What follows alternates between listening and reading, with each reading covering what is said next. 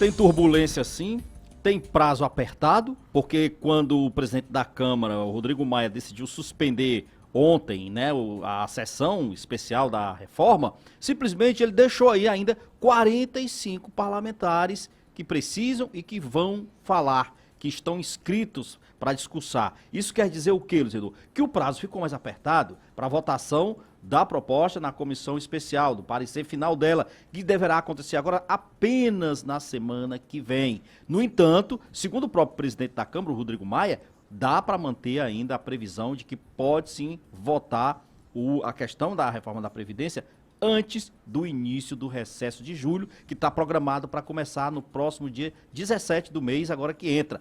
Qual é a questão aí, Luizedor? Tem essas questões que são preocupantes, mas tem um fato positivo. O próprio presidente da Câmara e também o presidente do Senado, que é o Davi Alcolumbre, eles estão extremamente otimistas com relação à quantidade de votos mínimos necessários para aprovação. Na Câmara, por exemplo, o presidente disse que já tem, pelo menos, até agora, 316 votos. São necessários, 308 votos na Câmara. No Senado, metade mais um. Lá, o Alcolumbre disse que vai ser ainda mais fácil a aprovação da reforma da Previdência. Ele disse que vem acompanhando, fazendo esse monitoramento, conversando com os colegas senadores. Esse é um fato que eu considero de extremamente positivo. Qual é o outro aspecto que eu também considero positivo?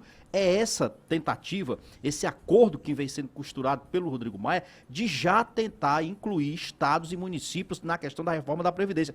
Lógico, há dificuldades? Há. Os deputados ainda estão resistentes a isso, porque diz que precisam também transferir um pouco dessa dificuldade em ter que se explicar com os eleitores também para as Assembleias Legislativas. Jornalista Beto Almeida, o certo é que, Beto Almeida, nessa discussão sobre a reforma previdenciária, essas mudanças ficarão pela metade se não forem incluídos servidores estaduais e municipais no bojo dessas alterações que estão sendo feitas nas normas da Previdência Social. Até mesmo para os servidores estaduais e municipais, essas mudanças ou essa inclusão dos estados e municípios nas regras da Previdência, dessa reforma previdenciária, essa inclusão é de extrema importância porque acaba dando mais garantia, mais estabilidade a esses servidores e, ao mesmo tempo, desafogando um pouco da responsabilidade que os estados e municípios têm para, no futuro, se não houver mudança hoje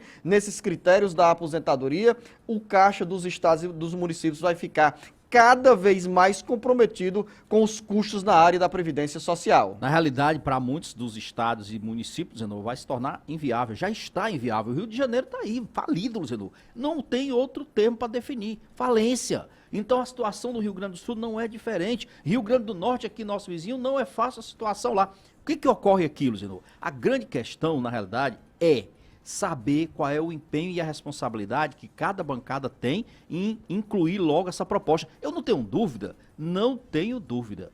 Se passar lá na Câmara Federal, não tenho dúvida que as assembleias e câmaras municipais terão que se debruçar sobre o assunto e vão ter que aprovar. A grande questão, dizendo, é o tempo que isso vai levar, mais demora, significa dizer mais prejuízo, tanto para o contribuinte como para o próprio estado e o município. O presidente Bolsonaro volta atrás, decide revogar decreto de armas e anuncia novas regras por meio de projeto de lei para quem deseja ter acesso à posse de armas. O senador Ciro Gomes foi um dos parlamentares que votaram na Comissão de Constituição e Justiça contra esses decretos, alegando que esse tipo de iniciativa do Poder Executivo acabava ferindo o Legislativo e defendia naquele momento que, se o debate fosse realizado, que o governo mandasse um projeto de lei. E agora o presidente Jair Bolsonaro atendeu a essa decisão, a essa cobrança do Senado, dos parlamentares. Olha, Luciano, na realidade é o seguinte, ele se rendeu às dificuldades óbvias que ele tinha para aprovar o projeto na Câmara.